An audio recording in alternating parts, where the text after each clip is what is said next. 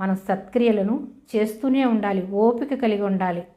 దేవుని బిడ్డల్ని అనేకమైన శోధనలు వస్తూ ఉంటాయి. మనం మంచి చేయాలని చేస్తూ ఉంటాం, అవి మనకి కీడు తలపెడతా ఉంటారు. ఎందుకంటే అన్యులు, వాళ్ళలో దేవుని ఆత్మ లేదు కాబట్టి వాళ్ళలో దుష్టిని తలంపులు, దుష్టిని ఆలోచనలు కలిగి మనం మంచి చేస్తుంటే మన మంచిని వాళ్ళు ఏం చేస్తారు, వాళ్ళు కీడుకు ఉపయోగించుకుంటారు, మనల్ని అవమానపరుస్తారు, హేళన చేస్తారు, మనల్ని అనేకమైనటువంటి కీడులో పడవేస్తూ ఉంటారు.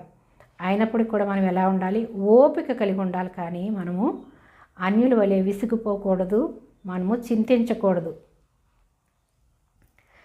ఓపికగా చేయొచ్చు. మహిమను ఘనతను అక్షయతను వెదకువారికి నిత్య జీవమునిచ్చును. మహిమ, దేవుని మహిమపరచాలి, ఆయన్నే ఘనపరచాలి. అక్షయతను వెదకువారికి నిత్య జీవమునిస్తానంటున్నాడు. అక్షయత అనగా మనకి స్థిరమైన